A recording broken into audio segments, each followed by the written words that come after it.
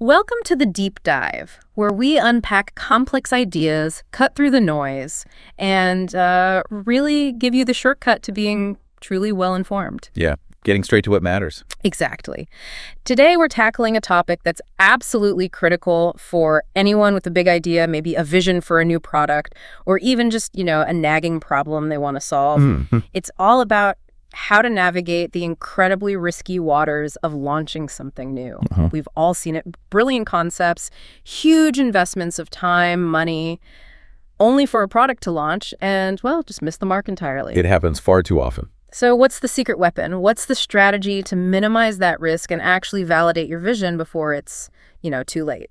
It's fascinating, isn't it, how often even the most innovative ideas falter. And it's not because they weren't good ideas. Right. It's often because they just lacked a clear strategy for that early real-world validation. Okay. So our deep dive today is all about equipping you with that strategy, the tools to build what's called the minimum viable product, or MVP. MVP, right. Heard the term. And it's not just a buzzword. It's a really powerful, almost revolutionary concept. It fundamentally changes how you approach product development. How so? Think of it as your lean, super efficient launchpad to success. It's designed to test your biggest assumptions, not just, your code or your features. Okay, let's definitely unpack this. It sounds like exactly what so many people need to hear, whether they're aspiring entrepreneurs or even working inside big companies. Yeah, absolutely. We've looked at a couple of really comprehensive guides on creating and validating MVPs. Our mission here is to distill the essential steps, the practical tips, and maybe some surprising benefits. Yeah, the why behind it all. So you can confidently bring your next big idea to life. We want to give you a complete, actionable guide to understanding, building, iterating on your MVP, making sure you feel empowered, not overwhelmed by it all. Good goal. It shouldn't be overwhelming. It should be freeing in a way. Okay, so let's start right at the beginning then. For those who've maybe heard the term MVP thrown around but aren't entirely sure, or maybe even have the wrong idea about it, what exactly is an MVP? That's a great place to start because, a lot of people think MVP just means a buggy or incomplete product. Yeah, like version 0.1? Right. But a minimum viable product is much more strategic. It's the simplest version of your product that contains only the core features, just enough to address the single primary pain point of your target audience. Okay, primary pain point. That's key. Exactly. It's not about creating a polished, fully featured thing that does everything you've ever dreamed of. Instead, its fundamental goal is to test your core assumptions, to validate whether there's actually a market for your idea or if your solution really clicks with users. So it's testing the idea more than the product itself initially? Precisely. It's about solving one key problem really, really well, not trying to boil the ocean and solve everything at once. I can definitely see the power in that. It sounds like the real magic isn't just maybe saving money, but protecting your time and your passion. That's a huge part of it. So why is this approach so incredibly valuable for startups or really anyone launching something new? That's the core question, isn't it? Why not just build the whole thing? Yeah. Well, many companies, even knowing about MVPs, still struggle with what we call scope creep. Yeah. Even in that first version. Oh, yeah. The temptation to add just one more feature. Okay, just one more nice to have. An MVP isn't just about what you build. It's also about what you courageously choose not to build yet. Our sources highlight several crucial benefits. Sometimes these get overlooked. Like what? Okay, first, cost efficiency. This is the obvious one, right? Sure. Less upfront investment. Right. You test your core idea with minimal investment. Saves significant time, significant resources, instead of, years and huge budgets on something users might not even want. Yeah. You're looking at a focused, smaller initial outlay. It lets you fail fast, learn, adjust, without, catastrophic financial impact. Sail fast, learn fast. Got it. Second, and maybe even more vital, minimized risk and market validation. Okay. An MVP lets you rigorously test your product market fit.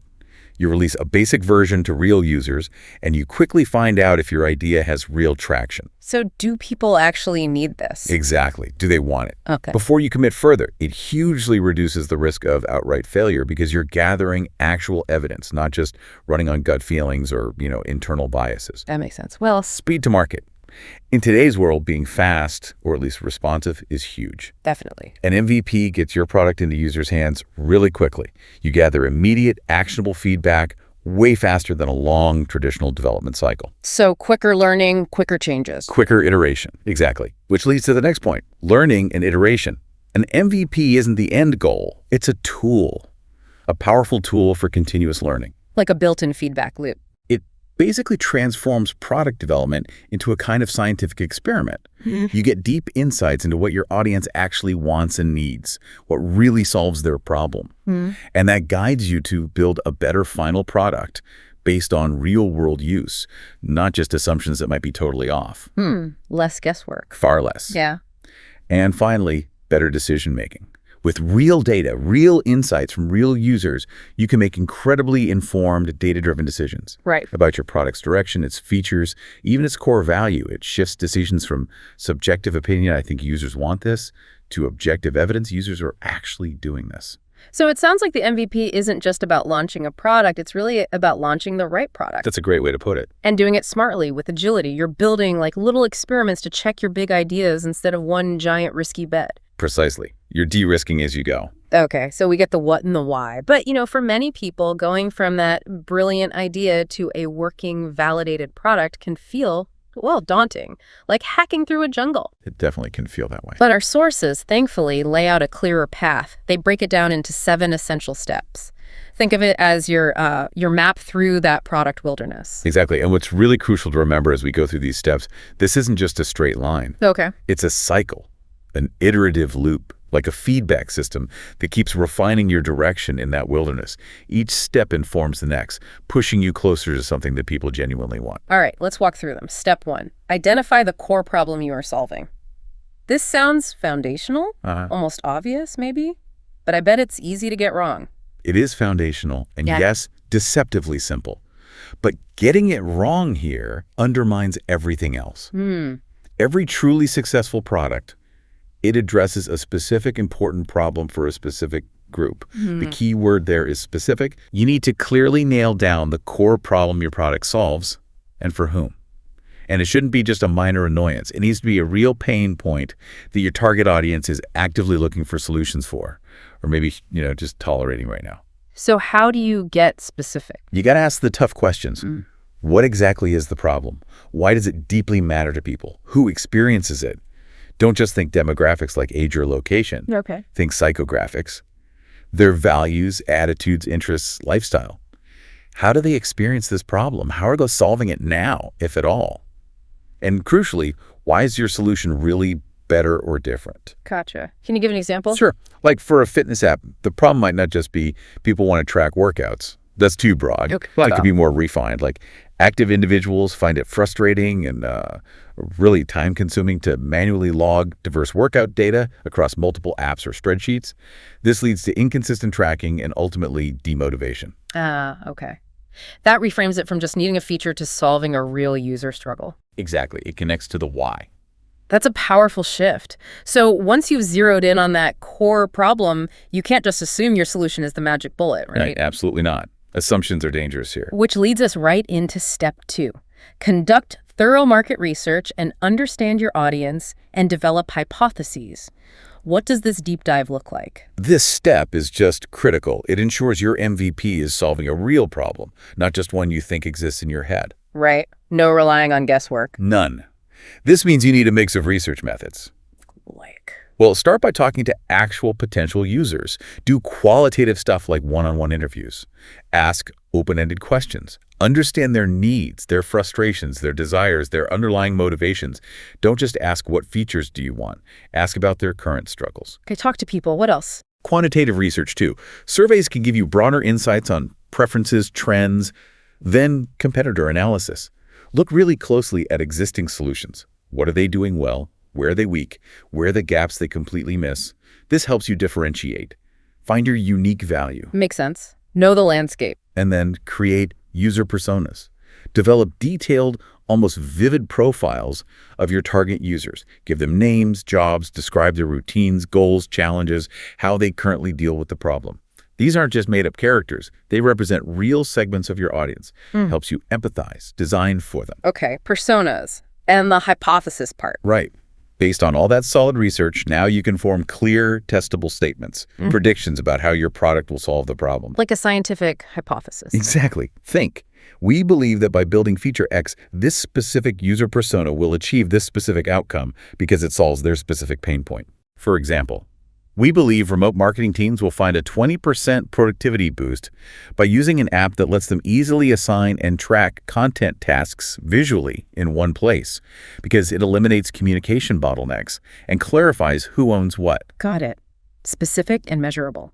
These hypotheses become your guideposts. They tell you what features must be in the MVP and later how you'll measure success. I love that framework. Thinking of it as a prediction you're setting out to test makes it much more concrete. Okay, now for step 3, define the core features of your MVP. This is where the rubber meets the road, right? Yep, this is where you decide what the MVP actually does. But with all those great ideas swirling around, how do you avoid just cramming everything in, feature bloat? The million-dollar question. The key here is something we call brutal prioritization. Brutal sounds tough. It is. You have to focus only on the absolutely necessary must-have features, the ones that directly address your core problem and specifically test those hypotheses you just developed. So ruthless with the nice-to-haves. Utterly ruthless. Focus solely on the must-haves that deliver that core value. Ask yourself, if we launched with just this one thing, would it still solve the core problem? Would it validate our biggest assumption? And if the answer isn't a clear yes? It's out. For now. Okay. What are some best practices for this prioritization? Well, first, like we said, prioritize core features, only the essentials that let users meaningfully engage with the solution. Second, simplicity over complexity. Your MVP needs to be simple, intuitive, functional. The goal is rapid validation, not a perfect feature-complete product. Complex features just slow you down and muddy the waters. Right, keep it focused. And third, user experience or UX. Even if it's basic, the MVP needs to be relatively seamless and intuitive. A really clunky or frustrating experience, even in an MVP, can just drive people away and give you bad data. It has to be usable enough to get clear feedback on the core idea. Okay, so usable, simple, focused. Can you give an example again? Sure. Ride-sharing app MVP. Focus on. User signs up, finds a ride nearby, books it, basic payment happens, that's it. No ratings, no scheduled rides. Nope. Leave out ride ratings, surge pricing alerts, driver chat, scheduled rides. All that comes later if the core booking guiding value is proven. Okay. What about like a budgeting tool? Income entry, expense tracking, maybe a very basic summary or report. Those are the must-haves. Things like advanced investment tracking, bill payment reminders, definitely not for the MVP. Save them. I'm fascinated by that idea of brutal prioritization. It really does sound counterintuitive when you're excited about all your ideas. How do you find the courage to cut stuff you love? It takes discipline for sure. But the courage comes from understanding the cost of adding complexity early on. Meaning? Every nice-to-have feature you squeeze into an MVP is another assumption you're testing, another potential point of failure, more code to write, more things to potentially break, and crucially, more development time delaying your launch and learning. Ah, okay. It slows everything down. Exactly. The sources suggest framing it not as cutting features, but as deferring features. You're not saying no forever. You're saying not yet. We need to validate this core hypothesis first. It keeps the focus laser sharp on that single riskiest assumption. Deferring, not deleting. I like that. Okay, that makes perfect sense. So once you know what minimal set of features to build, how do you actually get it done quickly and efficiently? That brings us to step 4. Adopt an agile development approach. Build and launch your MVP. This is precisely where that iterative, flexible nature of MVP development really shines. Adopting an agile development methodology is highly recommended. It just aligns perfectly with the MVP mindset. Agile. Can you briefly explain that for those less familiar? Sure. Agile is basically a flexible, iterative way to manage projects, especially software development. Instead of planning everything out perfectly upfront for months or years. Yeah, the old waterfall method. Right. Instead, you break the big project down into smaller, manageable chunks. You work in short cycles. Okay, benefit. Several big ones for MVPs. First, iterative release cycles. You work in short bursts, often called sprints, maybe 1 to 4 weeks long. In each sprint, you build and potentially release small, incremental pieces of the product. So constant progress. Yes, and quick feedback loops. After each mini-cycle, you can adjust based on what you learned or feedback you got, without derailing the whole project. It's about responding to change, not just rigidly following a plan made months ago. Flexible. Very. And it fosters stakeholder collaboration. Agile keeps everyone, product people, developers, designers, marketing, aligned on the goals and progress. Everyone knows what's happening. Okay, so you build it using Agile, then comes the launch part, getting it out there. Right. Once your lean MVP is built, the goal is speed. Get it into the hands of real users ASAP. How do you typically do that? A few common ways. Beta testing is popular. Release it to a small, selected group of early adopters. People willing to give feedback. Exactly. Often folks you might have even interviewed earlier. They're usually engaged and eager to help shape the product. Another approach, especially for digital products, is landing page validation. Even before the product is ready. Sometimes, yes. A good landing page can explain the problem, pitch your solution, maybe show some mock-ups, and collect email signups. It gauges interest and validates demand before you've even finished coding the MVP. Clever. Test the message first. And then there's social media or influencer outreach. Use your networks, relevant online communities, maybe even find some niche influencers who resonate with your target audience. Get the word out, generate early interest, bring people to your beta or landing page. Okay, so launch it lean, launch it focused, get it to the right people quickly. That's the essence of it. So we've built it, we've launched this lean version, it's out in the wild, but launching is really just the start, isn't it? Oh, absolutely. The starting gunfire is now. The real work, the actual deep dive into whether your idea has legs, begins. How do we actually listen to what the market, what users are telling us? That takes us to step 5. Collect feedback and analyze data. Precisely. Collecting feedback isn't just, a box to tick. It is the absolute heartbeat of the entire MVP process. Okay. This is where your hypotheses, those predictions you made, meet reality. The harsh but invaluable reality of user experience. This is where you bravely see if you were right or wrong. So how do you collect that feedback effectively? You need a mix of methods again, both asking and observing. Surveys and interviews are still key. But now they're focused on actual usage. Ask users directly. What was your experience like? What worked, what didn't? Likes, dislikes, suggestions. And crucially, ask why they use it, or maybe why they stopped using it. Get the why. Yes. Then, usability testing. Actually watch people use your product. Maybe screen sharing remotely, or in person if possible. Where they get stuck. What confuses them? Are they doing the core action you expected them to do? This reveals pain points they might not even realize or articulate in an interview. See where the friction is. Exactly. And then there's the quantitative side. Yeah. Analytics tools. Things like Google Analytics, Mixpanel, Amplitude. These are invaluable. What do they track? They track user behavior numerically. Engagement rates, how often, how long users interact. Conversion rates, are they completing key actions like signing up or using that core feature? Retention rates, critically, are they coming back over time? This data shows you what people are doing, even if they don't tell you why. Right, the numbers behind the story. So what metrics should you really focus on? Avoid getting lost in the data. Yeah, it's easy to drown in data. Avoid vanity metrics numbers that look good, but don't actually tell you if your product is valuable or sticky. Like total downloads. Right, or just website hits. Focus instead on engagement rate. Are users actively using your core feature, conversion rate? Are they taking that key action you designed the MVP around? Retention rate, are they returning? This is often the strongest signal of real sustained value. And always direct customer feedback.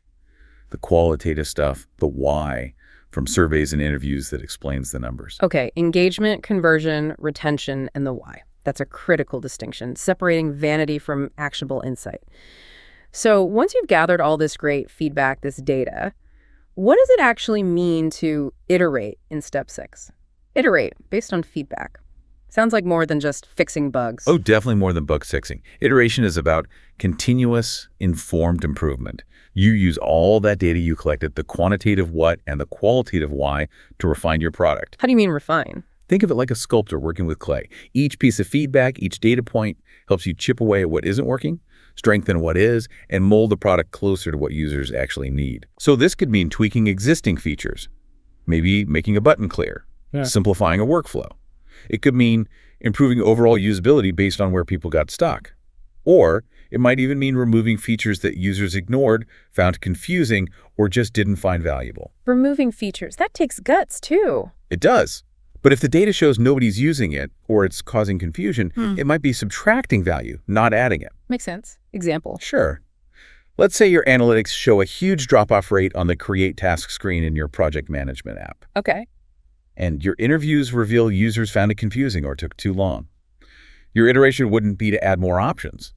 It might be to drastically simplify that interface, provide clearer in-app guidance, or maybe even completely redesign that flow based on what users told you made sense to them. So it's a direct, disciplined response to the feedback. Exactly. A response to what your users are telling you, not just sticking rigidly to your original vision if it's proving flawed. And after all that learning, iterating, adapting, it sounds like there's a big moment, a real fork in the road. That brings us to step 7. Pivot or proceed based on results. This sounds like the moment of truth. It absolutely is. Yes. This is where all that hard work of validated learning really pays off. Based on your analysis, the feedback, the metrics, the engagement you have to make one of two critical decisions. Okay, what are they? You either pivot or you proceed. Pivot, meaning change direction. Exactly. If the feedback consistently shows your MVP isn't hitting the mark, if demand isn't strong, if users aren't sticking around, you might need to pivot. And this isn't failure. It's smart adaptation based on evidence. Okay. What might a pivot look like? It could mean changing your target audience. Maybe you aimed at consumers, but businesses are showing more interest. It could mean significantly refining your core functionality, maybe even changing your whole value proposition, what problem you're solving or how you solve it. So a fundamental shift. It can be. The key is not being afraid to bravely change direction based on what the data is screaming at you. Don't fall in love with your initial solution. Fall in love with solving the problem. Maybe your social gaming app data shows B2B companies are using it for team building. You might pivot to become an enterprise gamification tool. Wow. Okay. That requires humility. Immense humility. And a focus on learning, the other option. Proceed. Right. Proceed. If the feedback is overwhelmingly positive, if users are engaged, if your key metrics look strong, good retention, good conversion on the core action, then you've likely found something. You continue with further development. So start adding more features. Yes, but strategically. You add features based on the validated user needs you uncovered through your feedback, not just random ideas. You focus on scaling the product, expanding its capabilities in a way that genuinely serves that growing, validated user base. This is where your product roadmap starts to get fleshed out, but now with real confidence behind it. Okay, pivot or proceed, based entirely on the evidence gathered through the MVP process. That's the power of it. Informed decisions, not blind guesses. So what does this all mean for you, the person listening right now, maybe with that brilliant idea buzzing around? Well, I think It means you're not just building a product in isolation. You're embarking on this continuous journey of learning, adapting, improving with every single step. It takes discipline, and curiosity, and definitely a willingness to let the market, let your users be your guide. couldn't agree more. What a journey through the world of MVPs we've had today. Really from just a spark of an idea all the way to a validated product, or at least a clear path forward.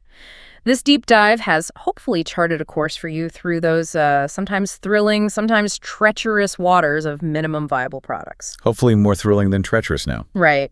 You've learned that building a successful MVP isn't just, a technical checklist. It's a strategic imperative. It's for validating your ideas, gathering that crucial real-world feedback, and making sure your product truly meets a real market demand. By focusing on that core problem, really digging deep to understand your audience, and ruthlessly prioritizing only the essential features, you create such a solid foundation for future growth.